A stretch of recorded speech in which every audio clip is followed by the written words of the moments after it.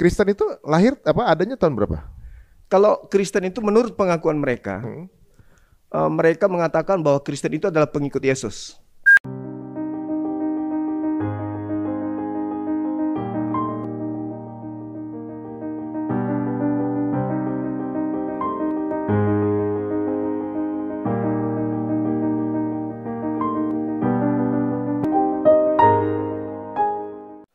Salam sejahtera lagi dalam Tuhan Yesus Kristus. Puji nama Tuhan. Atas berkat dan kasih karunia Tuhan, kita masih dipelihara sampai dengan hari ini. Dalam momen ini atau dalam kesempatan ini saya akan mereaction satu video di mana Bang Zuma, apologet Islam, ketika ada di dalam podcastnya Ari Untung, mereka berbicara tentang siapa Paulus, kemudian apa yang Yesus sampaikan bahwa ketika Yesus terangkat ke surga itu akan ada nabi-nabi palsu yang datang, dan Paulus disebut sebagai nabi palsu.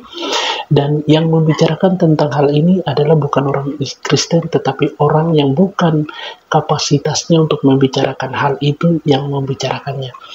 Ini tanggapan saya dari kaum awam. Melihat hal itu rasa lucu karena nggak nyambung semua apa yang dibicarakan oleh Zuma yang dikatakan apologet yang cerdas, tapi dalam pembicaraan itu terlihat kayak kami orang Kristen yang cuma tertawa-tertawa. Tapi terima kasih banyak Bang Zuma sudah berbicara mengenai Alkitab.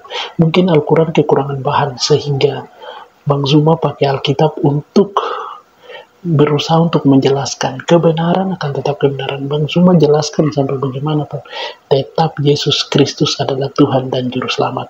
Oke, tanpa berlama-lama mari kita lihat videonya seperti berikut ini. Kristen itu lahir adanya tahun berapa? Kalau jadi ditanya Kristen itu adanya tahun berapa? Mereka mengatakan bahwa Kristen itu adalah pengikut Yesus. Ya. Pengakuan mereka ya. Tapi Bible mengatakan bukan. Kristen itu pengikut Paulus. Kisah Para Rasul 11 nomor 26. Setahun namanya mereka tinggal di Antioquia, murid-murid Paulus disebut Kristen. Padahal itu Paulus baru bertobat di pasal 9. Bukan. Wow. Bisa Paulus ini siapa?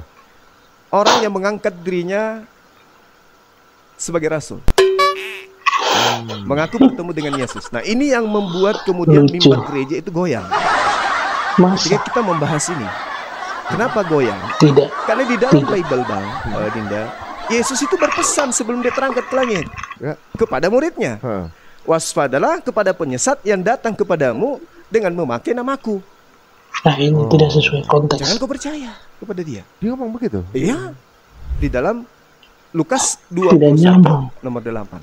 Nah, padahal itu peristiwa tentang Yesus menyampaikan tentang waspadalah kepada penyesat hal-hal yang akan terjadi di akhir zaman. Yang memakai namaku dan berkata, akulah dia. Setelah Yesus terangkat, di dalam Kisah Para Rasul 11. Tidak nyambung.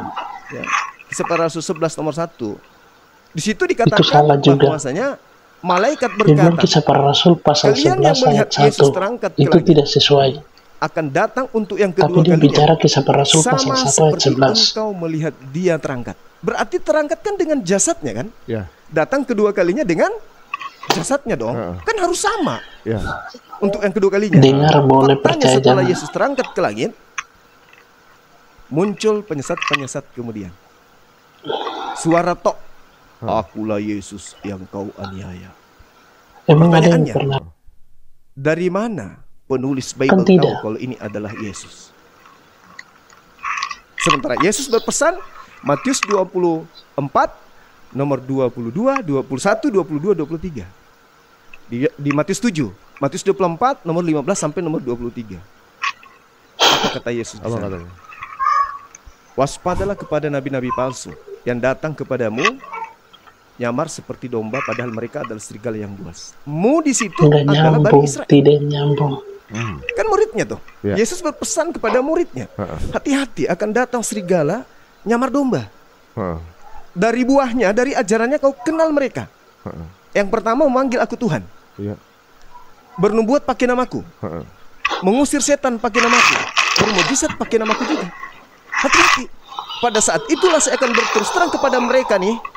Enyahlah daripadaku, kalian semua adalah pembuat kejahatan. Sungguh aku tidak mengenal kalian. Begitu ngomongnya. Yes. Kalau saya dengar dari ungkapan Bang Zumari, itu kayak Muslim konsepnya. Nah, makanya saya berani. Justru berbeda dengan yang dianut oleh teman-teman saudara kita ya. Benar sekali. Jadi konsep di situ juga disebutkan bahwa memang Yesus Nabi Isa tuh naik. Kenapa nggak diyakini seperti itu sih sama penganutnya sekarang? Ya itu tadi. Wa kanal kafiru ala rabbihi zahira. Inna kaida syaitan. Itu. Jadi pengaruh setan itu lemah. Yang membuatnya kuat adalah saudara-saudaranya. Tapi ada nggak di teman-teman kita di keyakinan sebelah itu yang mengimani kitabnya tapi nggak mengimani Paulus? Mungkin nggak? Ada. Apa tuh? Nah, justru karena ketimpangan itu muncul, membuka tabir bahwasanya ya ini kebenaran Al-Quran surah Al-Maidah ayat 14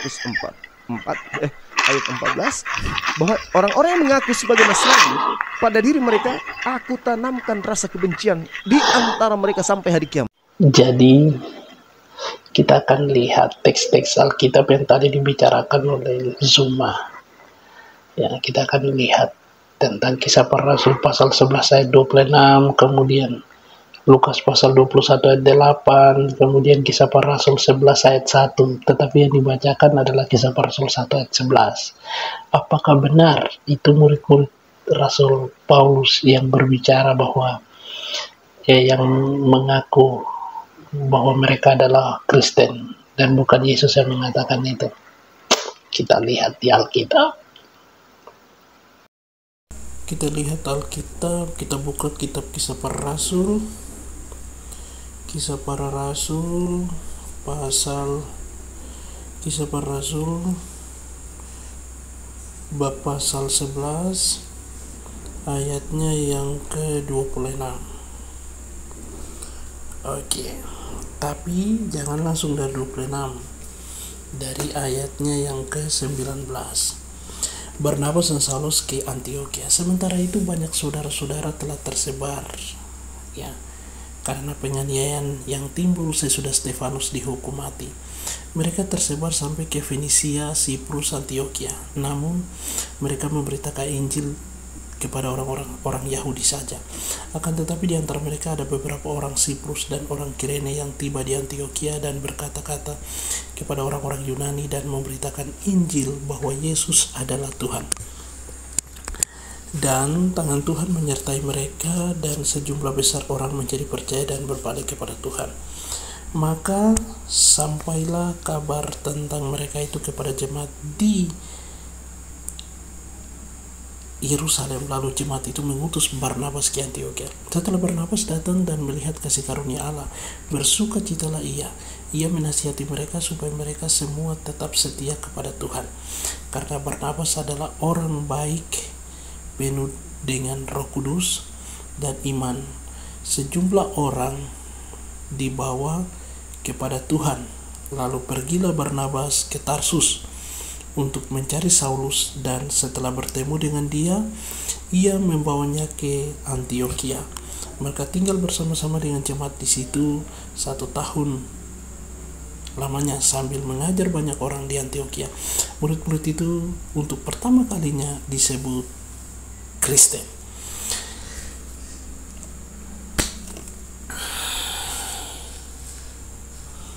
Jadi ini untuk pertama kalinya orang-orang itu disebut sebagai Kristen.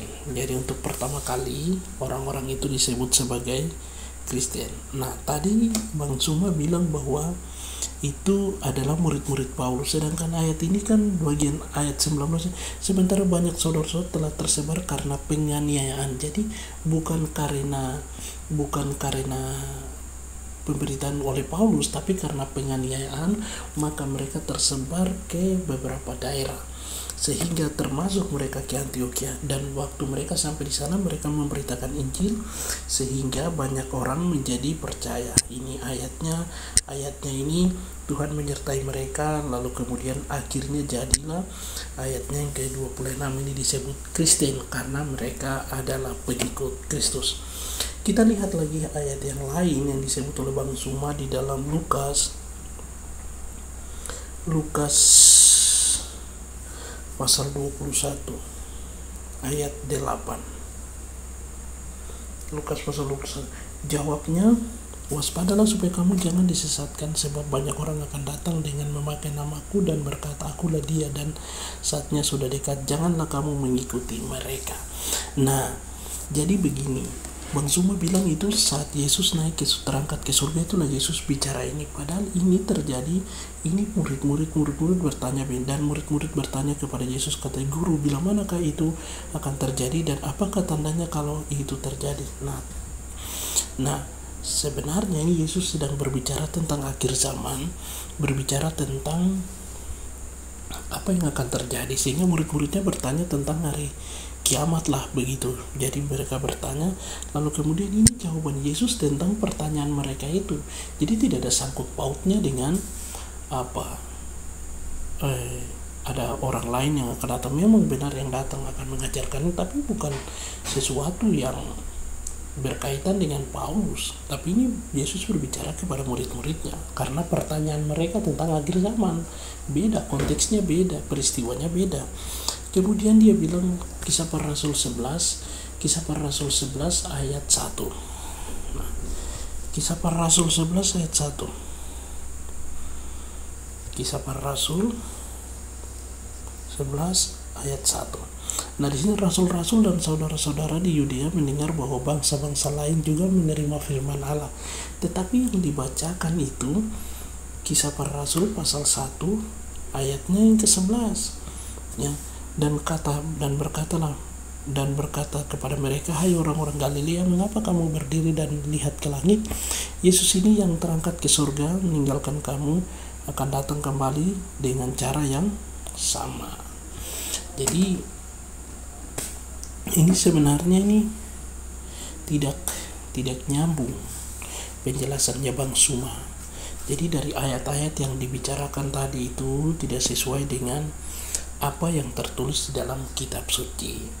Jadi konteksnya lain, yang dibicarakannya lain. Jadi seperti dari apa yang saya bacakan tadi, Bang Suma bicara konteksnya lain, ya peristiwa yang terjadi yang dibicarakan di Alkitabnya lain.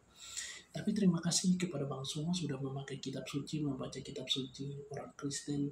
Terima kasih banyak Bang Ari Untung yang sudah bertanya. Terima kasih banyak juga Bang Suma yang sudah menjelaskan.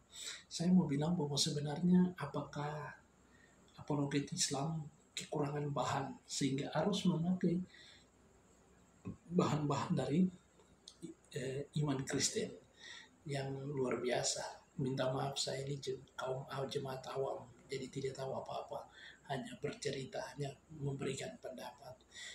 Terima kasih untuk teman-teman yang sudah dukung, komen, subscribe. Tuhan Yesus memberkati kalian semua.